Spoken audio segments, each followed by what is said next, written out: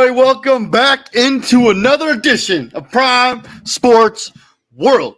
Coming to you on a Saturday afternoon here in Fort Wayne and in the East. If you're on the West Coast, it's still the morning, Saturday morning. Welcome to the show. I'm David Hupp, your host. Right there is the CEO of Prime Sports World, Mr. Israel Rivera. Please like, share, and subscribe to the podcast. I should be joined by the co-host, Mr. TJ Hopkins, here momentarily. But today we're going to talk about the Eastern Conference playoffs, round number 1. Tomorrow we're going to do the Western Conference as Matthew James, our resident Phoenix Suns fan, should be joining us for the show for that. So that'll be pretty cool. Let's talk Eastern Conference. Let's talk a little playing. Let's talk a little last night, Bulls, Heat. What were your analysis of the game that we saw last night before we get it? Well, last night,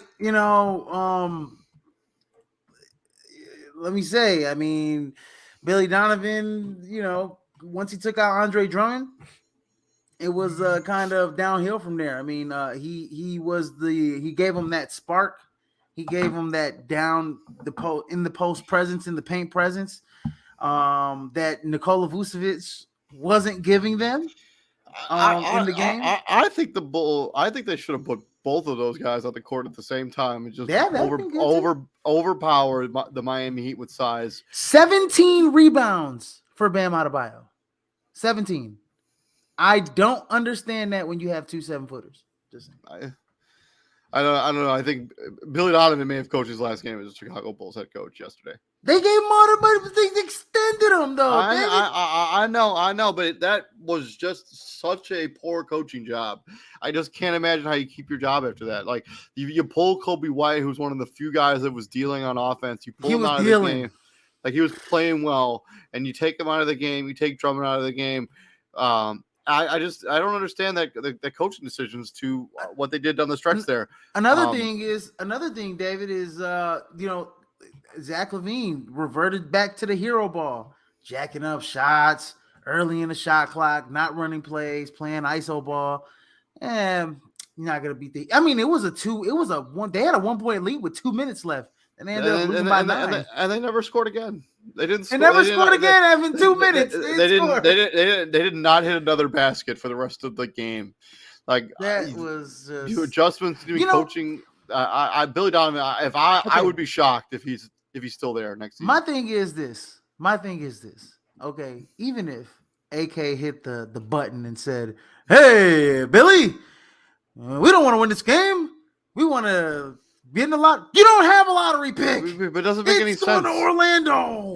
That doesn't make any sense. I know, that's what I'm saying. So why the freak would you why would you take guys out that are that are helping you win the basketball game?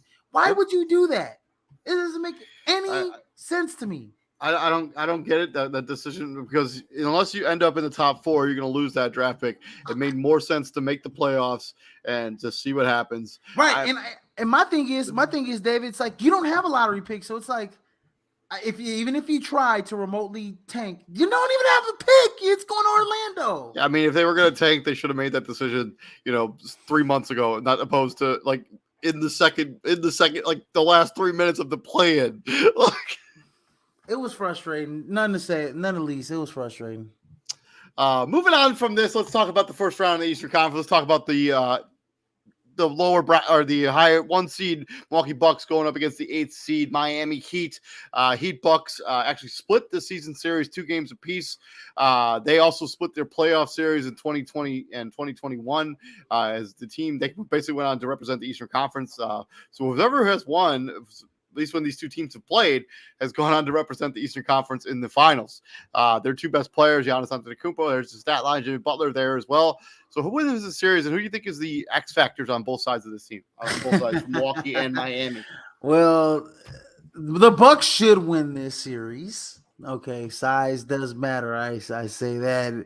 Down in the post, you got Brook Lopez, you got Bobby P coming off the bench. They got Giannis. But both those guys going for awards. Bobby Portis going up for 6th man of the year, and Brook Lopez up for DPOY. So Bam Adebayo is going to be highly frustrated in this matchup, and it's not going 7 games. I say the Heat may win 1 valiant effort of a game at home.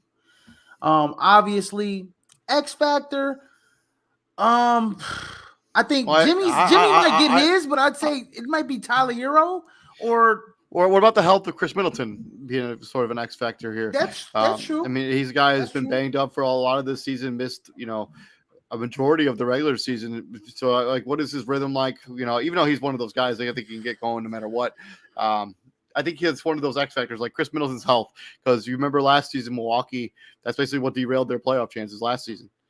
They're obviously not going up against a team as good as Boston with this Miami Heat team, especially on the offensive side of the ball. But Chris Middleton's health could be a in the major playoffs. No, you're right, because I mean, in the playoffs, we've seen Milwaukee is that when you turn Giannis into a jump shooter, this team isn't as effective as they are. And so, who they look to in crunch situations and for clutch baskets is Chris Middleton, who gets it done for them. But I think this year Drew Holiday has stepped up enough to where I think if Chris Middleton's kind of getting into his rhythm, I think Drew Holiday can kind of transition them. I think they're good enough with a kind of ginger Chris Middleton to beat this Miami Heat team. I don't expect Mike Strus to do what he did against the Bucks like he did against the Bulls. So I don't expect that we to scored for happen. 31 points. And also another thing is the health of Kyle Lowry, a player that got banged up last night, didn't even finish the game. So what is Kyle Lowry's status going to be for this series against the Milwaukee Bucks? Right, that's true. No, that is true. He does give them a big addition off the bench. I mean, he's got a lot of playoff experience. He's been a starter pretty much most of his career. And this is kind of a new role for him coming off the bench, but I think it's a good role for him, right? Because he can actually expose like the second unit's point guard or the other guard matchup. And I think at this point in his career, I think that 6-man role for him suits him very well. We saw Kevin Love sighting yesterday, and he made a couple good plays early on in the game against the Bulls. We'll see, how he does coming off the bench against Milwaukee. They're definitely going to need his shooting, his stretch for ability. Well, I mean, his playmaking ability, passing. If anything, it'll just get that paint a little more open for players like Jimmy Butler, who's more of a slasher, who's not really the greatest 3-point shooter ever. But just if you can clear out, make some space in the interior, bring out Brook Lopez out into the paint a little bit. If you can bring a guy like Giannis out of that paint a little bit, and force them to kind of respect that shot for, Kevin Love. The other thing is, the Jimmy Butler factor. Like Milwaukee has a ton of bodies that they can put at Jimmy Butler, and all of them kind of give a different element. So you have Drew Holiday, Chris Middleton, Pat Connaughton, Jay Crowder, Wesley Matthews, Javon Carter. Like they have all of these bodies that they can use to guard Jimmy Butler. Because if they can limit Jimmy Butler, he's the only player on the Miami Heat. No offense to Bam Adebayo, but he's the only guy that scares me. If I'm game planning for Miami, the only name I'm circling is Jimmy Butler. I don't care if Bam Adebayo goes off. I don't care if Max Strus goes off for 30 points. Tyler Hero. Jimmy Butler is the engine that makes this go. So if you can limit Jimmy Butler and you can pester Jimmy Butler, because sometimes he checks out. If he doesn't shooting it well, if he's not playing well, he will check out, and the team feeds off of Jimmy Butler's energy. And if you can shut down Jimmy Butler and you can turn down Jimmy Butler, the team will fall apart. Well, I like what you said about Kevin Love pulling some of those guys out the paint, because a lot of this year we've seen Jimmy a lot more in the post. Yeah, playing out the post. He's been playing a lot of the 4, so he's their starting power forward, which is why the bullshit. I mean, this Miami Heat team is they lack size. I mean, let's just put it like it is. I mean, we saw what happened to OKC yesterday, and they're playing their 8 seed matchup against Minnesota. It's just, sometimes, I mean, if you don't got that size down there, man, I mean, the offensive rebounds kill you, man, and the second chance points kill you. So, I think Milwaukee, like, who wins this series? Milwaukee in 5. I'm taking Milwaukee in a sweep. I do not think, even though Jimmy Butler is one of those, playoff Jimmy, all that noise, but I do not think they get a game. I think Milwaukee is battle tested. They're ready to go make another run in the Larry O'Brien Trophy. Milwaukee does not give them any life. They put this team down, and I think Jimmy has one like virtuoso type of performance in Miami. He scores like 35 plus points. Virtuoso. Yeah, I use that. I just throw that word out a lot, buddy. Oh yeah. But I think Jimmy does have one of those good, like crazy good games where he scores like 35 points or so, and he kind of lifts Miami. With the home crowd. I think they win one at home, but that's it. I'm not predicting them to take a game. I think they get swept. Milwaukee in 4. To the other side, so we got the number 2 seed Boston Celtics going up against the kind of surprising Atlanta Hawks as they beat the Miami Heat to secure that level 7 seed. The Celtics swept the season series against Atlanta. None of those games were reasonably all that close. Tatum, 30 points per game. Young, 26 points per game. So who wins this series? Going up against the reigning Eastern Conference champions, going up against the Atlanta Hawks. This one, you know what? The Atlanta Hawks, I will say this, even though they're a 2 seed, I know they're going against a really good team in the Boston Celtics. I picked them to make it to the finals, so I'm gonna stick to that pick. I know I flip-flopped a little bit probably last month or so, but I'm actually gonna stick to my original pick and say the Boston Celtics gonna get it done and get back to the finals. But anyways, I think the Atlanta Hawks they increased their level of play in the playoffs, in my opinion. I mean, 2 years ago we saw this team make it all the way to the Eastern Conference Finals, and I don't think they had any business being in the Eastern Conference Finals. But they elevated their level of play with Trae Young. Now you add a DeJounte Murray. You got the size. You got 3 big guys down there. You got Okongwu, you got Collins, you got Capella down there. Should give Boston some issues down there in the paint a little bit. But the 2 X factors, that Boston has the 2 best players on the court, and that's Jason Tatum and Jaylen Brown. And I think when you talk about superstars, win basketball games in the playoffs, Boston has the 2 superstars, or 1 superstar and 1 budding superstar, or Batman or Robin to his Batman, and Jaylen Brown. I think that the Boston Celtics just have more talent than the Atlanta Hawks, and they play gritty defense. Marcus Smart is going to give Trae Young fits. This Boston Celtics team might be one of the deepest teams in the NBA. Oh yeah, they have Peyton Pritchard, and Sam Hauser barely never play. Malcolm Brogdon, shout out to him, a nominee for the 6th Man of the Year award. But as saying that, Atlanta is pretty deep too. I mean, yes. They have a second unit of Jalen Johnson's rounded out into a nice NBA player.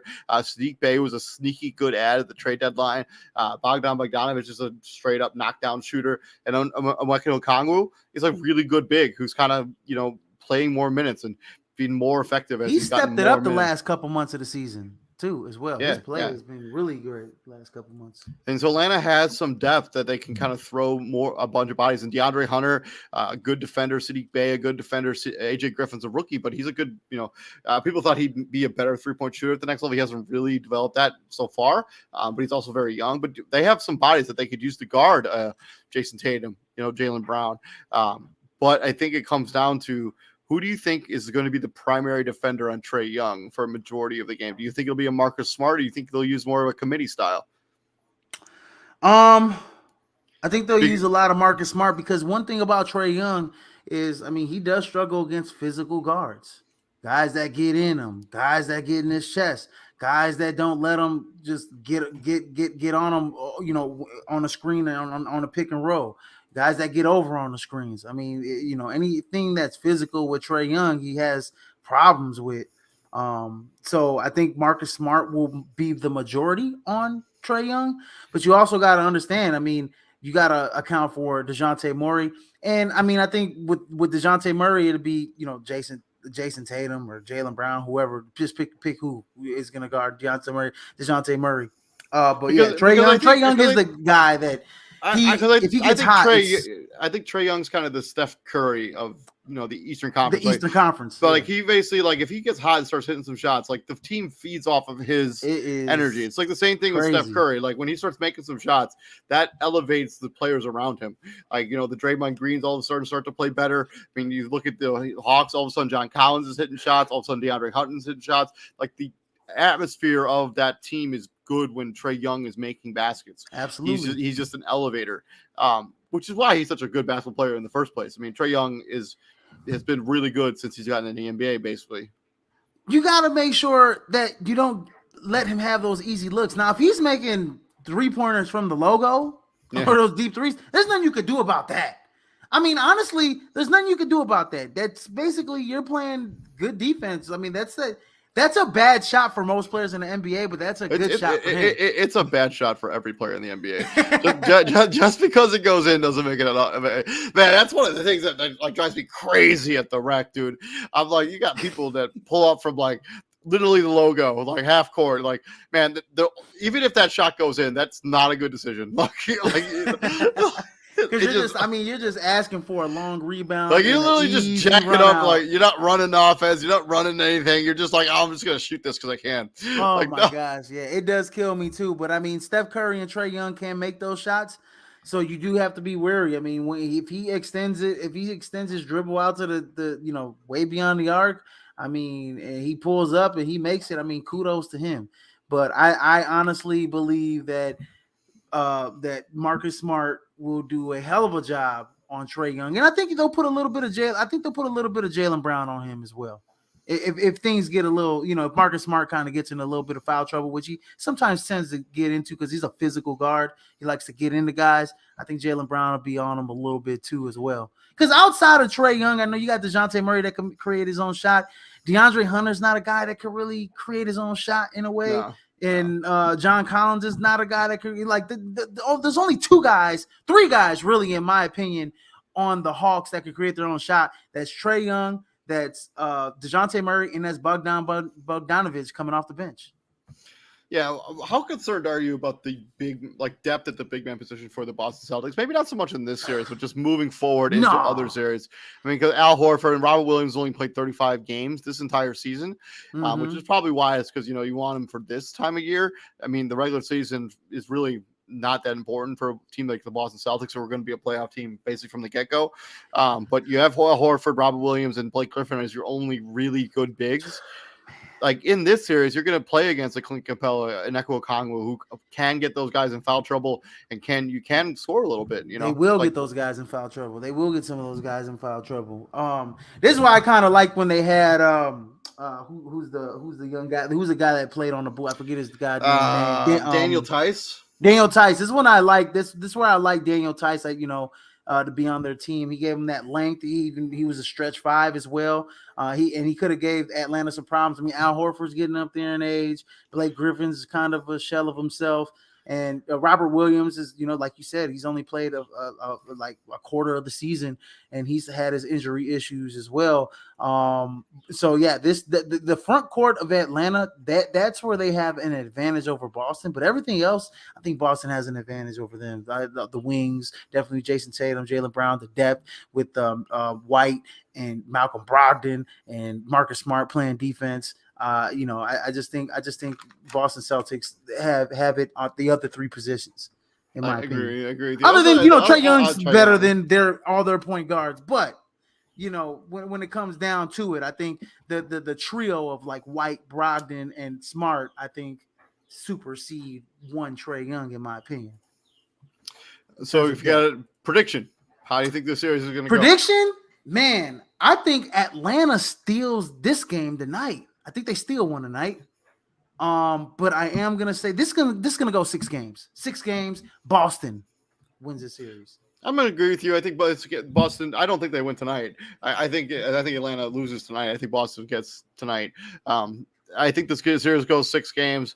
I just think that Trae Young will will this team to a couple victories here and there. But I think Boston overwhelmingly has too much talent, too much depth, and Jason Tatum's a matchup problem. Like, I know we have, CDP and DeAndre Hunter, but Jason Tatum's going to get his. They don't. The Atlanta Hawks are so average. They're just so 50-50. I mean, they have like what are they? The same win-loss record at home and on the road. So it's just like they're just an average. They're an average ball club. I just honestly think that you're right. Jason Tatum's gonna just put his stand. No DeAndre Hunter or nobody can guard that guy. That's nobody can guard that guy. And if Jason Tatum's having a bad night, get a ball to Jaylen Brown because he'll have a good night. So probably at least one of these more competitive matchups. We got TJ. Yeah. Oh, my bad. Welcome to the show, TJ. Welcome, my co-host, TJ Hawkins. You want to give your 2 cents real quick on the first two series, and then we'll jump into. Flip back. Okay, my 2 cents real quick. Milwaukee sweeping Miami. Yeah, told you. I agree with you. Milwaukee sweeping Miami, and Atlanta would be lucky to get one off Boston. I think because these two seeds have been sitting for so long and waiting to find out who they're playing, like they might have a little rust, just a little bit, and I think this is more susceptible to their having a bad shooting game than Milwaukee is. Boston can. Jason Tatum's good for a 3 for 15, 3 for 17 game. And I think Atlanta can take advantage of that just one time. But yeah, give me Milwaukee in 4, Boston in 5. To the other side of the bracket, or whatever the math is, East. So we got the 3 seed Philadelphia 76ers going up against the 6 seed, surprising 6 seed Brooklyn Nets. Philadelphia swept the season series. Joel Embiid, best player for the Philadelphia 76ers, probably will be the next MVP. 33 points per game, 10 rebounds, 4 assists, and Mikal Bridges, 26 points per game. Who wins this series, gentlemen? Philly and Brooklyn. Really? Philly wins this. Yeah, come on. I'm I'm not going to be the Nets like that. How are the Nets going to guard Joel Embiid? Let's just get the elephant out of the way. See, that's the thing. How are they going to do it? That's the thing. You don't. You're going to have to let him go off. You Jordan rule him. Yeah. Like you gotta come into this, and especially this matchup. You gotta come into this matchup like, hey, we don't have a soul that can even dream about slowing down Joel Embiid. If they had a dream, they slowed him down. They better wake up and apologize to that man. So this is what they gonna do. Joel, you get yours. I'm gonna let you get yours. If you drop 50, god damn it, you drop 50. Ain't nothing I can do about that. But James Harden, I'm gonna make your life hell. Tobias Harris, I'm gonna make your life hell. Maxey, I'm gonna make your life hell.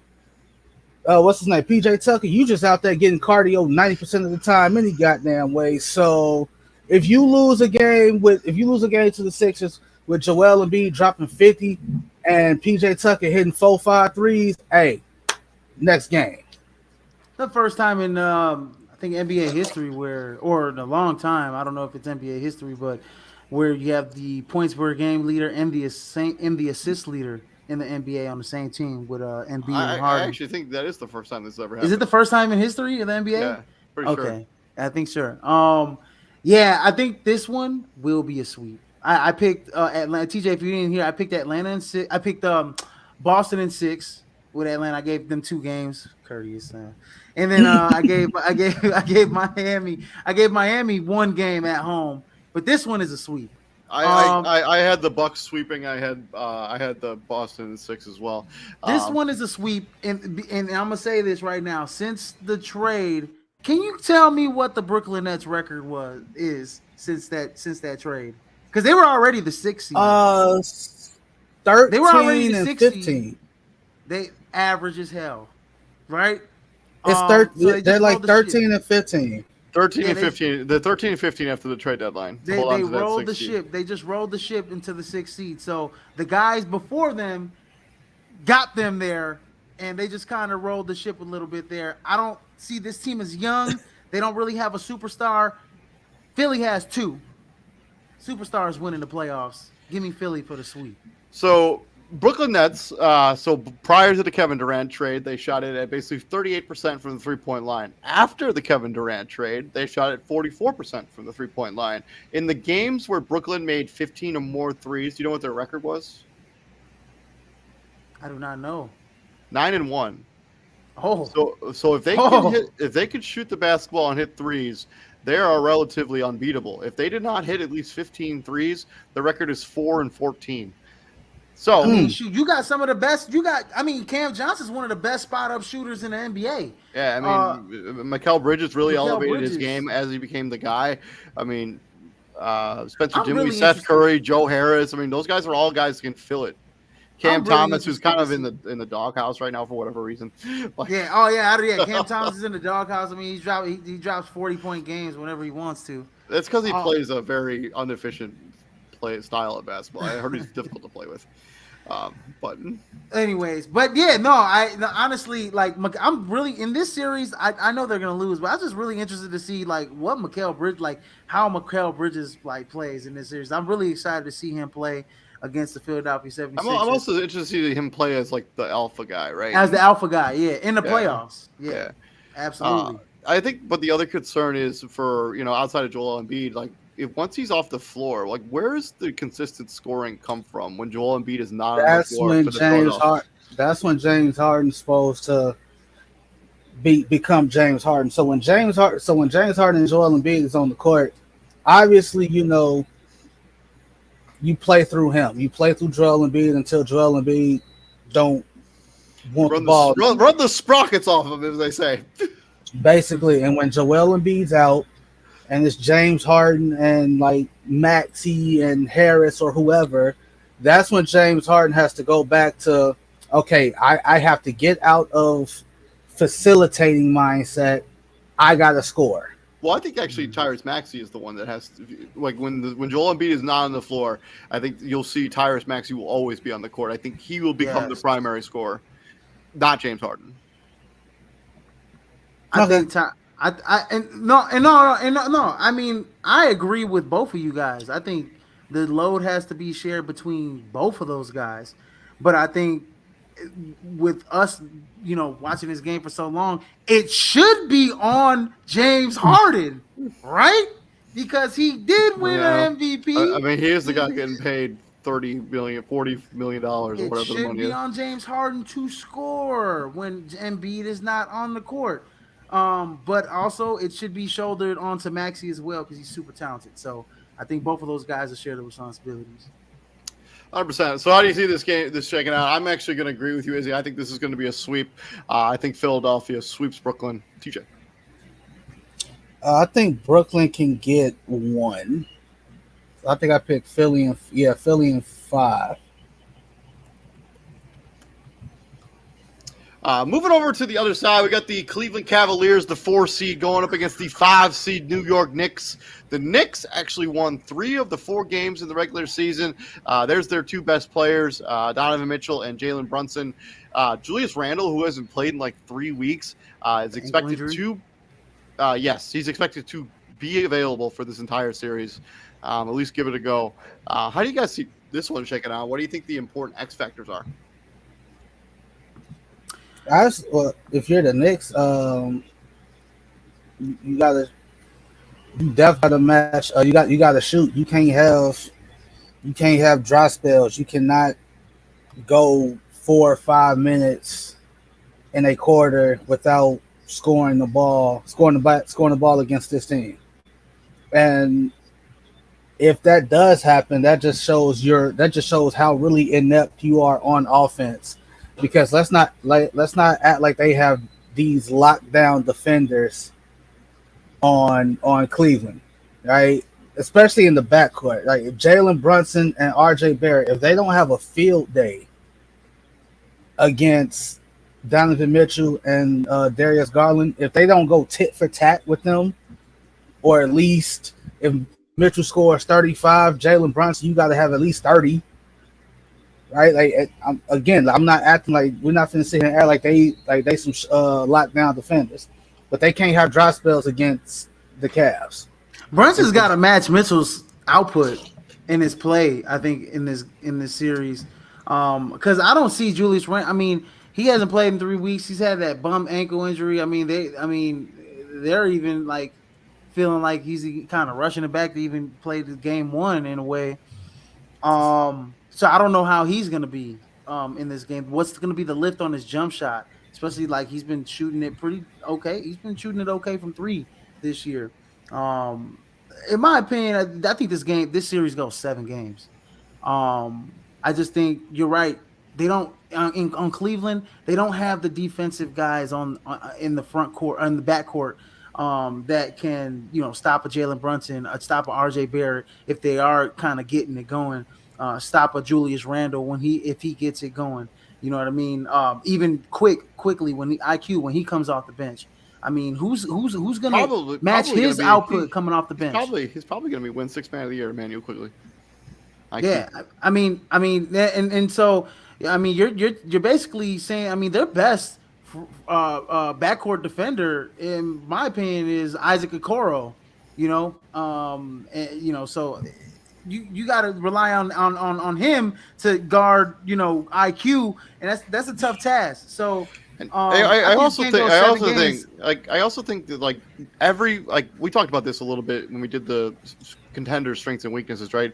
Like all of the players that they're going to be putting at the wing position you don't know what you're going to get from those guys from a night in and night out basis.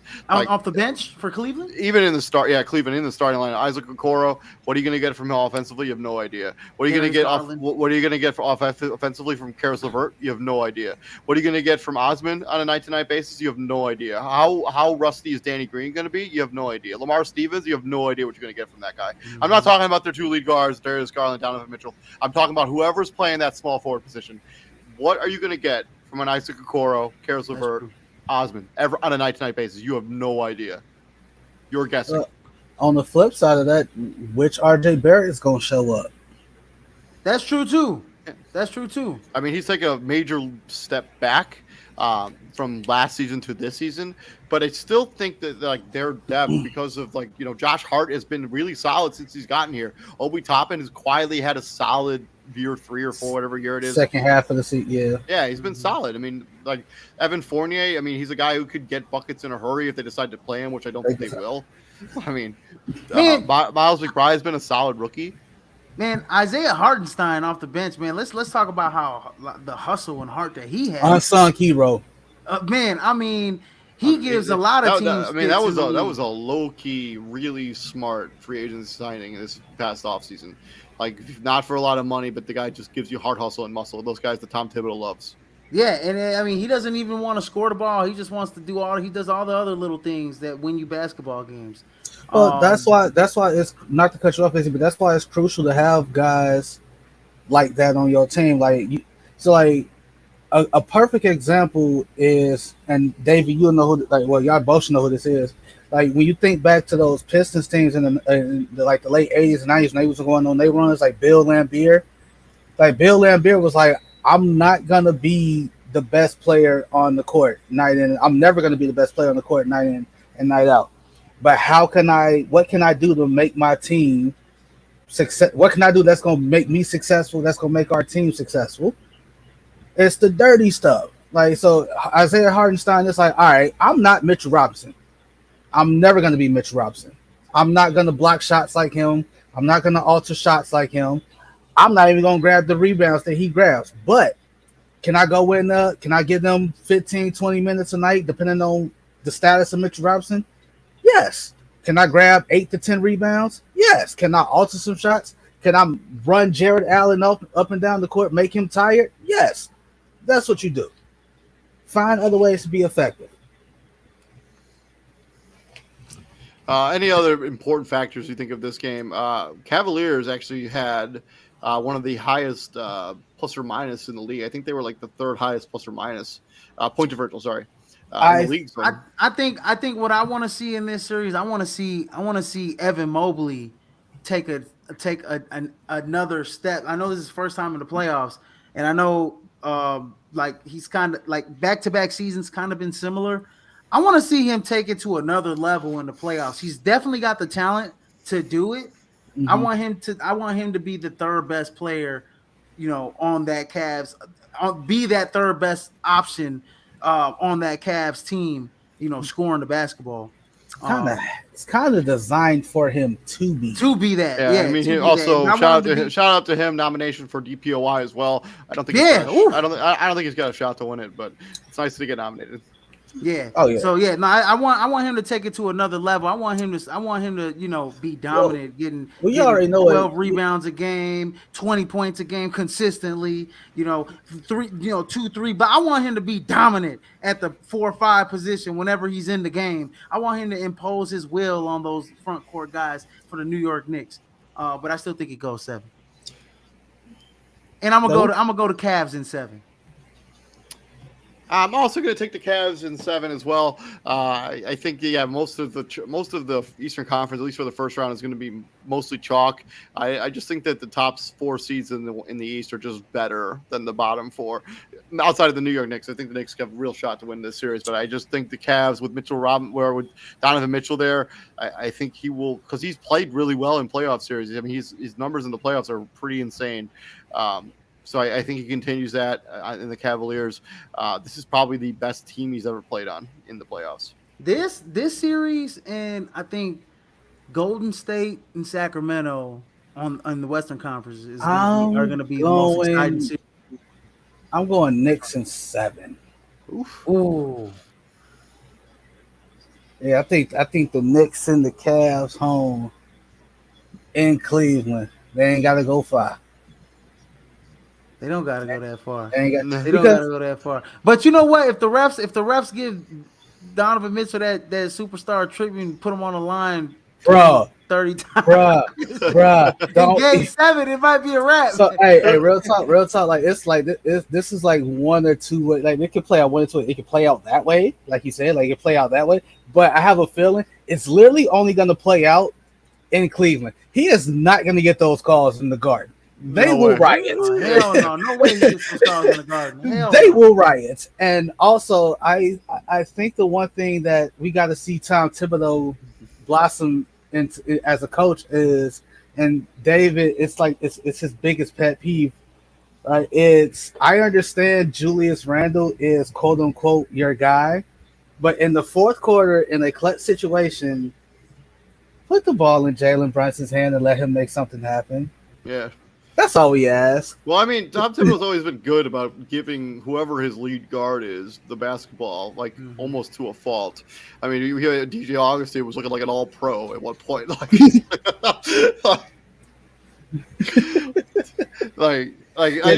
had DJ Augustine, CJ Watson, Nate Robinson, and Aaron Brooks looking like all pro, like all NBA guards. He had them dudes looking good, man. But I think it's also like we see how he draws up plays out of timeouts, and I also think RJ Barrett, as much as we talk about him taking a step back, I think he's going to be super important in this series.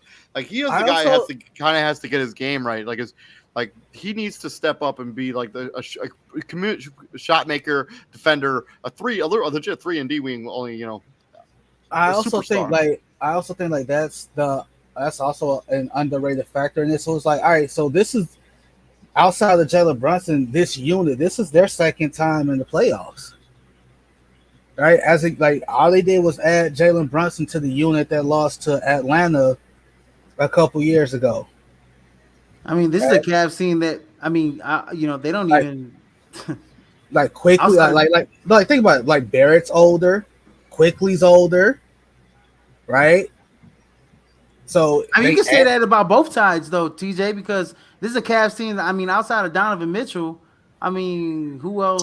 But they didn't make it that year. Like they almost did. They almost did, but this is a Cavs team that has no playoff experience. Outside of Donovan Mitchell, obviously. Outside of Donovan Mitchell, bro, I legit Ricky Rubio, maybe. Yeah, Ricky Rubio. I legit. So the team that won it in 2016, what? Jetty Osman's the only one still left from that team. I mean, that's why I never really understood the Kevin Love. Like, why would you waive Kevin Love or buy out Kevin Love when he was like an important veteran that you could have, even if you're not going to play him?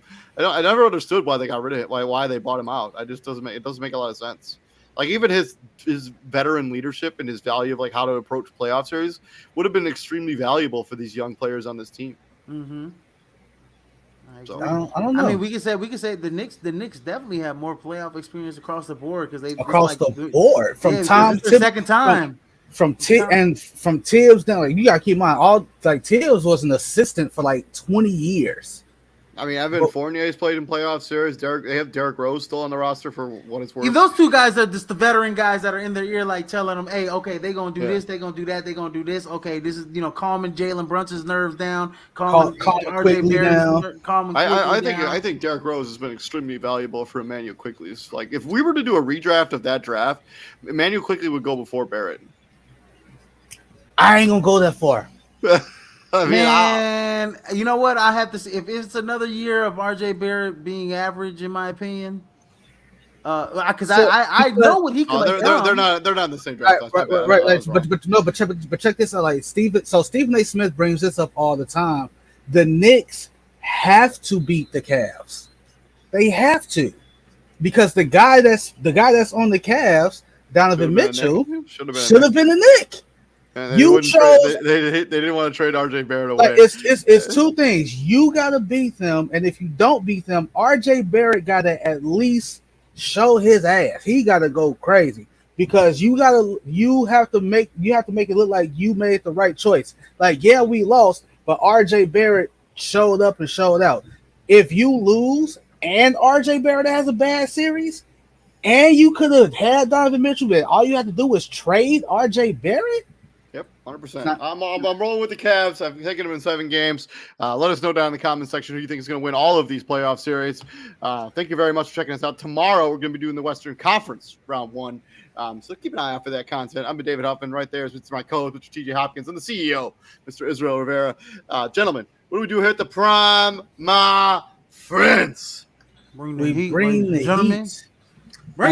son. And game 1 should be playing already. It's what's the joys of basketball? Let's get after it. You guys all have a good night. You have a good day. I'll see you guys all tomorrow.